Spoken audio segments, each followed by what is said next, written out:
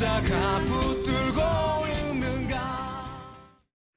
이 시편은 1절부터 16절로 되어 있지만 1절, 2절을 보면 시편 기자가 나의 신앙 고백은 이것입니다라고 자기 신앙 고백을 하고 있습니다. 나는 하나님을 어떤 하나님으로 믿고 있습니다. 그 고백을 1절, 2절에 하고 있고 3절부터 13절까지는 나의 살아오는 삶의 인생 여정 동안에 내가 당했던 수많은 일들 앞에 하나님은 나를 이렇게 인도해 주셨습니다 하는 것을 경험과 더불어서 설명하고 하나님이 어떤 분인가 하는 것을 말씀해 주고 있습니다. 그리고 14절부터 16절까지는 그러므로 우리가 고난과 시련의 때에는 우리가 평소처럼 그렇게 사는 것이 아니라 이렇게 사십시다. 이렇게 살아야 이 고난과 시련이 우리에게 유익이 되고 이걸 통해서 우리가 더 강건해질 수 있다는 것을 말씀하면서 결론으로 내리고 있습니다.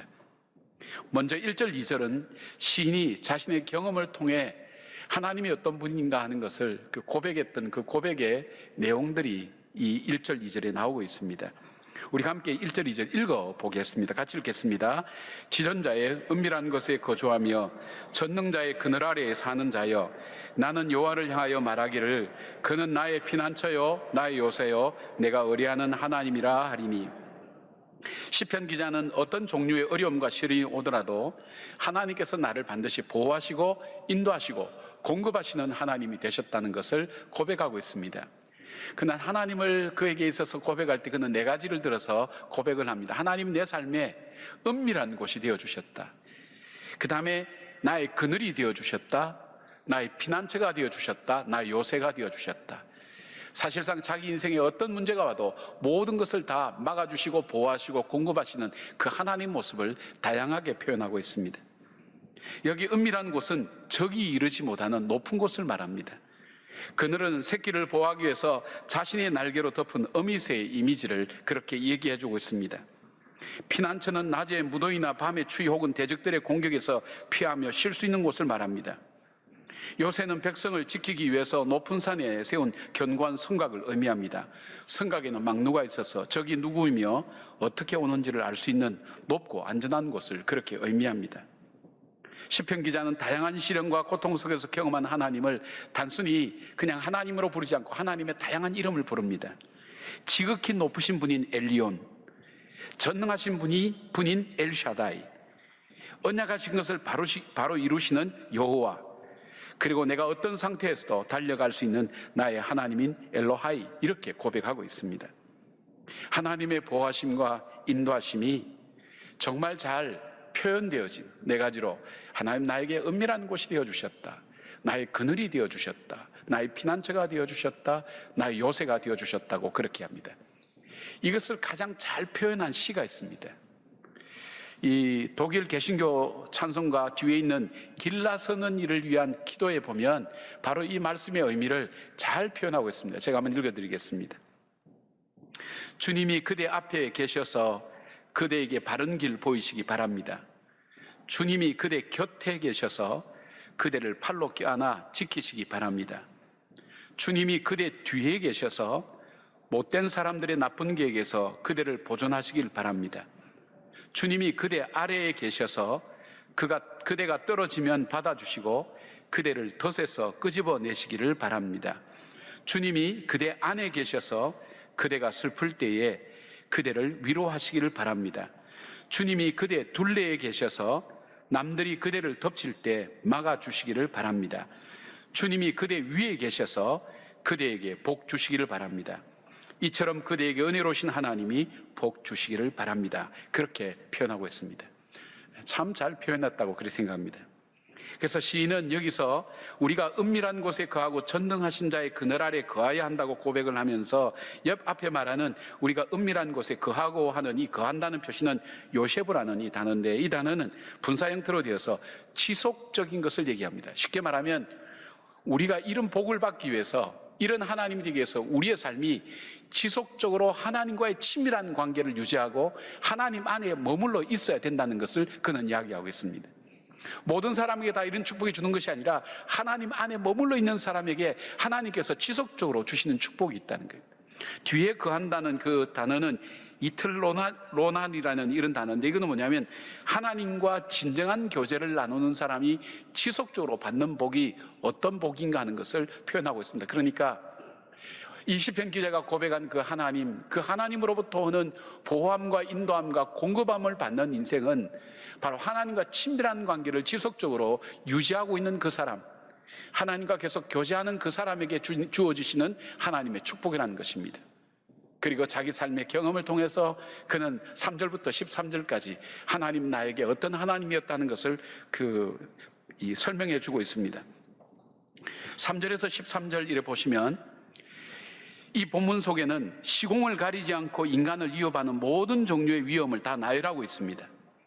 밤과 낮에 다가오는 위험, 의도적으로 해치려고 하는 사람들의 음모, 고의적으로 빠뜨리려고 유인하는 함정, 자신의 실수로 겪게 되는 시련이나 환난, 개인적으로 당하는 문제, 전체적으로 당하는 재난, 무서운 연병이나 알 수 없는 병, 그리고 모든 위협이 물질적인 문제이든 정신적인 문제이든 영적인 문제이든 관계를 통해서 다가오는 일이든 육체의 고통을 당하는 일이든 어떤 일이든 하나님은 그 가운데서 자기를 인도하시고 보호하셨다는 것을 설명하고 있습니다. 어떻게 보호하시고 인도하시는가? 첫 번째, 그는 이 말씀을, 이 어려움을, 자기가 겪었던 어려움을 다 나열하면서 하나님이 그때 나에게 보호하셨던 하나님의 방법에 대해서 말씀하고 있습니다. 어쩌면 여러분의 삶을 살아오는 동안 여러분이 함께 공감하고, 맞아, 나도 하나님께서 이렇게 인도하셔서 고백할 수 있는 일들이 있습니다. 제일 먼저 볼 수 있는 것은 하나님께서 피할 길을 주셨다고 그렇게 말씀합니다. 우리 9절 말씀 같이 한번 읽어볼까요? 9절 말씀. 내가 말하기를 여호와는 나의 피난처시라 하고 지존자를 너희 거처로 삼았으므로 되어 있습니다. 하나님은 죽음도 환난도 실패도 두려움도 피할 길을 주신다고 말씀하고 있습니다. 잠언 14장 26절부터 27절까지 보니까 여호와를 경외하는 자에게는 견고한 의뢰가 있나니 그 자녀들에게 피난처가 있으리라. 여호와를 경외하는 것은 생명의 셈이니 사망의 그늘에서 벗어나게 하느니라. 시편 46편 1절 보니까 하나님은 우리의 피난처요 힘이시니 환난 중에 만날 큰 도움이시라. 마태복음 23장 31절에 보면 예수님께서 예루살렘을 보시면서 탄식하면서 이렇게 말씀하십니다. 예루살렘아 예루살렘아 암탉이 그 새끼를 날개 아래에 모음같이 내가 내 자녀를 모으려 한 일이 몇 번이더냐 그러나 너희가 원하지 아니하였도다. 그렇게 말씀하고 있습니다. 우리가 신약 성경에도 그렇지 않습니까? 우리가 감당하지 못할 시험은 하나님께서 우리에게 피할 길을 주신다고 하셨습니다. 내가 당하는 시험은 하나님께서 내가 감당할 수 있기에 나에게 주신 것이기 때문에 여러분이 지금 어떤 문제를 당하고 있는지 모르지만 능히 감당할 능력이 하나님 은혜가 우리 속에 있는데 우리가 감당하지 못할 것은 하나님께서 피할 길을 주셨다는 거예요. 지금도 저희 인생을 돌이켜 바라보면 이것이 만약에 내 인생에 닥쳐왔다면 나는 견딜 수 없었을 거야. 도무지 나는 이 문제를 이길 수 없었을 거야 하는 부분들이 많은데 그런 일들을 하나님께서 피하도록 해주셨다는 것을 보게 됩니다. 이스라엘 백성은 하나님께서 피난처 되신다고 초청했지만 피난처 되신 하나님을 거절하고 그들은 결국 예루살렘 성이 돌 위에 돌 하나 남지 않는 멸망을 당했던 것을 보게 됩니다.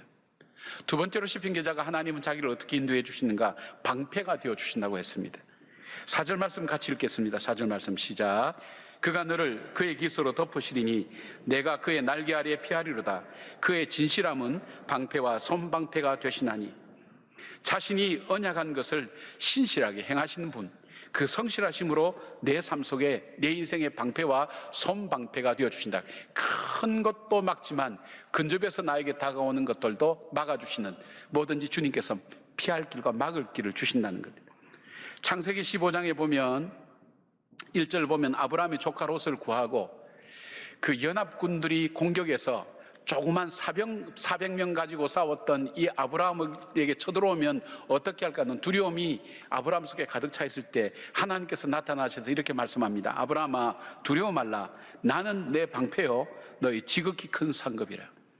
하나님이 선포해 주시면서 아브라함은 담대해졌습니다. 그리고 하나님께서는 아브라함에게 큰 비전을 보여주셨습니다. 하나님께서 너의 방패가 되시는데 누가 너를 건들고 누가 너에게 공격하겠는가? 방패가 되어주신다. 야곱의 아들 시몬과 레위가 자기 누이 동생 다말이 세겜의 추장의 아들한테 어려움을 당하게 될 때에 그들에게 할례를 받아야 우리의 이 여동생을 줄 수 있다고 해서 세겜 남자들이 다 할례를 받았습니다. 그때 이 시몬과 레이가 세겜 남자들을 다 죽였습니다. 이 잔인함과 이 모든 것을 본 야곱이 내가 돌아갈 곳은 베델이라고, 베델로 올라가자고 할 때에 하나님께서 다른 족속으로 하여금 바로 이 야곱의 일행을 죽여가지 못하도록 방패가 되어주시고 막아주셨다는 겁니다. 자기 인생을 살아가면서 하나님께서 내 인생 속에 내가 견디지 못할 것을, 내가 당할 수밖에 없는 걸 주님께서 방패가 되어주시고 막아주셨다는 것을 그는 그렇게 고백하고 있습니다. 세 번째에는 그가 가야 될 길이라면 하나님은 보호해 주시면서 그 길을 걸어가게 만드셨다는 겁니다. 하나님은 우리를 형통한 길로 인도해 주신다고 약속하셨죠. 형통한 길이 어떤 길이라는 거 말씀을 해주셨죠. 넓은 길과 좁은 길과 좋은 길과 거친 길과 둘러갈 길과 바로 가는 지름길과, 이것이 중요한 길이 아니라, 형통한 길이 아니라 내가 가려고 하는 목적지에 연결되는 길이 형통한 길이라고 했죠.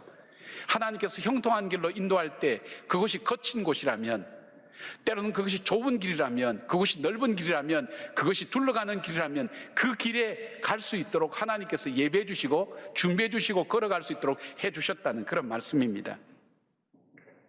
11절 말씀 같이 한번 읽어볼까요? 11절 말씀 읽어보겠습니다. 시작. 그가 너를 위하여 그의 천사들을 명령하사 내 모든 길에서 너를 지키게 하심이라. 다윗은 그래서 자신이 사망의 음침한 골짜기를 다닐지라도 그는 두려워하지 않는다고 했습니다. 왜냐하면 주의 지팡이와 막대기가 나를 안위하신다고 했습니다. 내가 어디를 가든, 사망의 음침한 골짜기를 가든, 밝은 대낮에 넓은 길을 가든 내가 두려워하지 않을 것은 그 주님께서 나로 하여금 넓을 때는 넓은 길을 갈 수 있는 은혜와 능력을 주시고, 좁은 길은 좁은 길을 갈 때의 능력과 은혜를 주시고, 그리고 내가 거친 길을 갈 때는 다치지 않도록 하나님께서 그 길을 열어주시고 단단한 신발도 준비해 주시고, 내가 둘러갈 길을 걸어갈 때에는 오래 인내하며 걸어갈 수 있는 힘도 하나님 공급해 주신 하나님, 나로 하여금 형통한 길로 인도하시기 위해서 가야 될 길을 가게 하신 그 하나님이라는 고백을 하나님 앞에 올려드리고 있는 것입니다. 그리고 네 번째는 하나님께서 자기가 가는 길에 주셨던 것이 그 일을 감당할 능력을 주셨고 이길 수 있는 권세를 허락해 주셨다는 겁니다. 여러분, 여기에 이 조그만 접시에 이게 담겨 있습니다. 이거 저 드는 거 쉽습니다. 왜냐하면 저에게 힘이 있기 때문에. 아무리 이것이 가벼워도 내가 힘이 없으면 이거 못 듭니다. 하나님께서는 그 일을 감당할 능력을 부어주셨고, 그 다음에 사단이 아무리 거센 사자처럼 그리고 뱀처럼 간교하다 할지라도 그것을 이길 수 있는 지혜와 능력을 하나님께서 나에게 공급해 주셨다는 것을 말씀하고 있습니다. 13절 말씀 같이 한번 읽어볼까요? 시작. 내가 사자와 독사를 밟으며 젊은 사자와 뱀을 발로 누르리로다. 아멘. 다섯 번째 그에게 인도하신 것이 뭐냐면, 하나님께서 악한 자를 심판하심으로 하나님의 백성을 위로하시고 하나님의 공의를 세웠다는 것입니다. 여러분, 우리가 살면서 가장 억울할 때가 어떤 것입니까? 내가 분명히 피해자인데, 내가 너무나 어려운 일을 당했는데, 나에게 고통과 아픔을 준 사람, 거짓말과 간사한 말과 세상의 더러운 것으로 속이면서 살아가는 저 사람이 살아갈 때 얼마나 속이 상합니까? 마음이 아픕니다. 하나님 어찌하여 나를 이렇게까지 힘들게 만드십니까? 그렇게 합니다.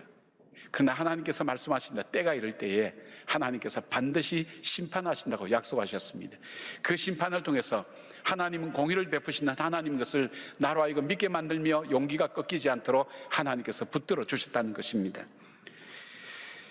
8절 말씀 같이 읽어볼까요? 8절 말씀 시작. 오직 너는 똑똑히 보리니 악인들의 보응을 내가 보리로다 되어 있습니다.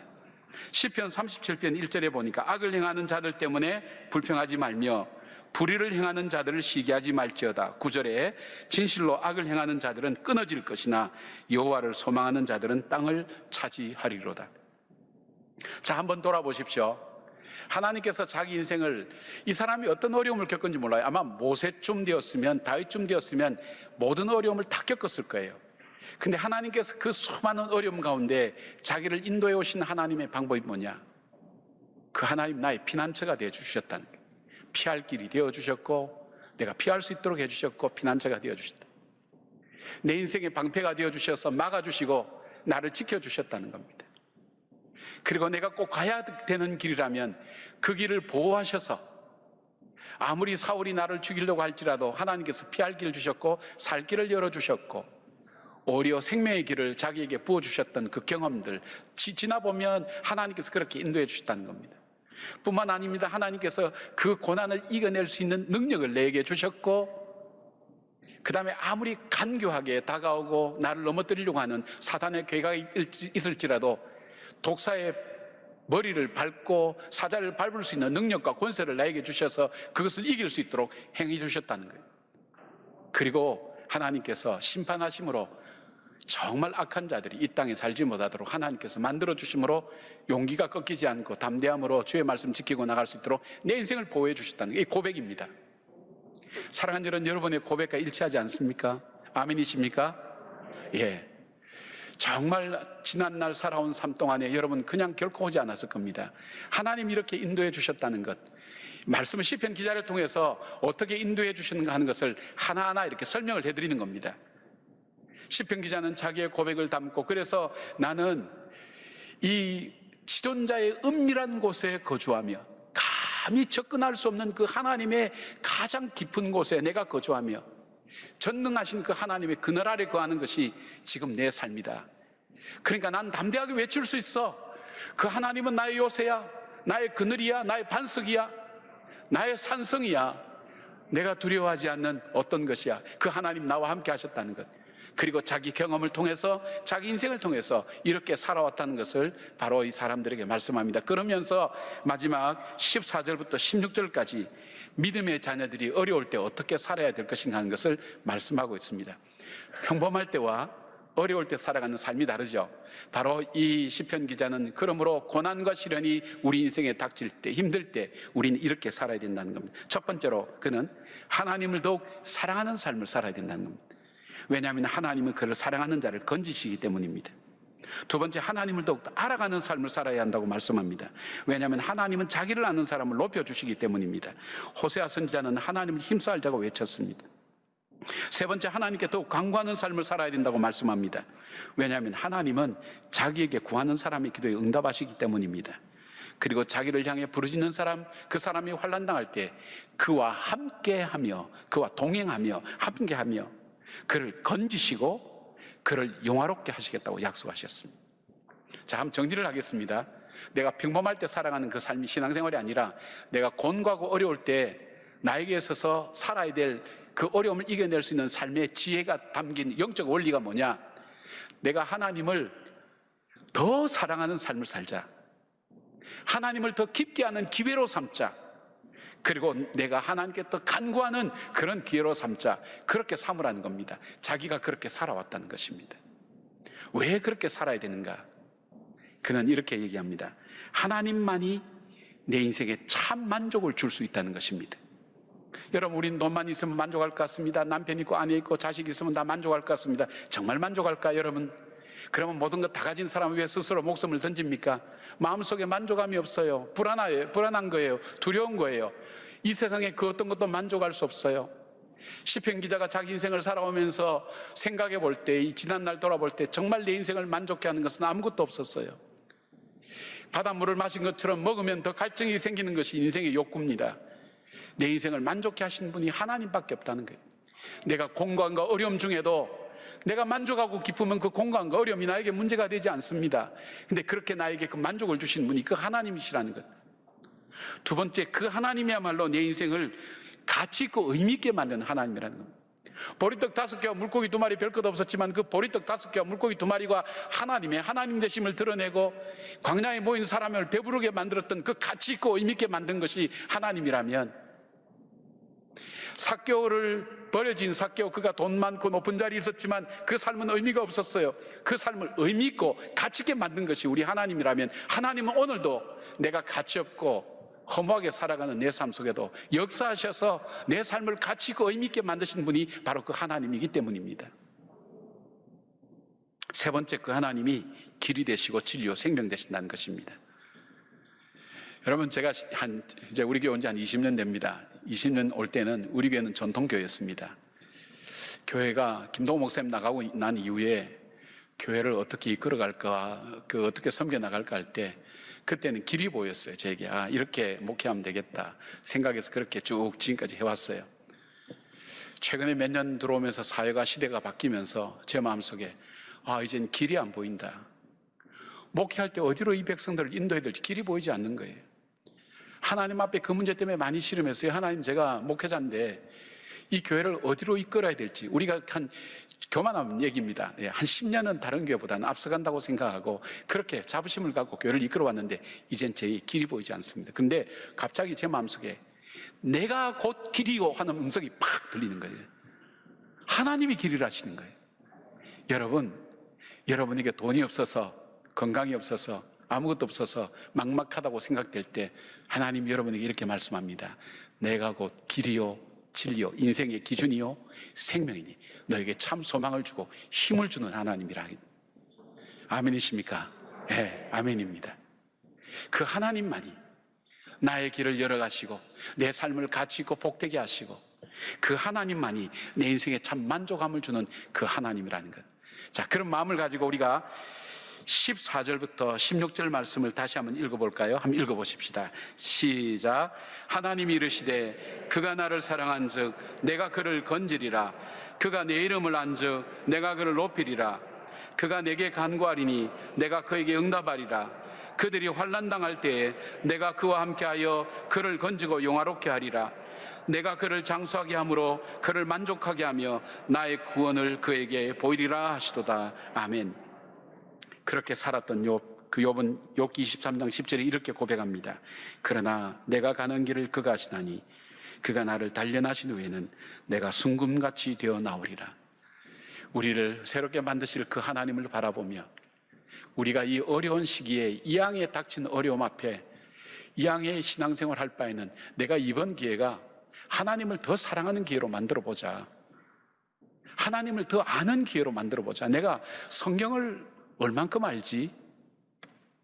성경이 지명도 인명도 다 모르지 않습니까? 여러분 성경을 얼만큼 압니까? 성경을 더 열심히 아는, 하나님을 더 알아가는 기회로 삼자. 그리고 나에게 주어진 이 삶 속에 하나님께 더 기도하는 그런 기회로 삼자. 그런 마음 가지고 살았던 욥, 그는 정금같이 나온 자기의 삶을 경험했다고. 시편 기자는 그렇게 인도하셨던 그 하나님을 경험했다고. 내 인생을 만족해하며 나를 가치 있고 의미 있게 만들며 장수함으로 내 삶이 어떤 것인가 하는 것을 알게 하였고, 막힐 때마다 내 인생의 길이 되어 주셨던 그 하나님, 그 하나님이 나의 하나님이라고 그렇게 고백했던 것입니다. 여러분은 어려울 때 어떻게 사세요? 어려울 때 무엇을 붙으세요? 한번 생각해 보세요. 갖은 어려움을 겪었던 이 시편 기자, 그가 어려움 앞에 살았던 믿음의 길, 우리가 다시 한번 돌아보며 어렵다고 얘기하는 이 시대 속에 오히려 정금같이 나오는 기회가 될 수 있는 삶을 선택하며 걸어가는 우리 성도들 되기를 주의 이름으로 축복합니다.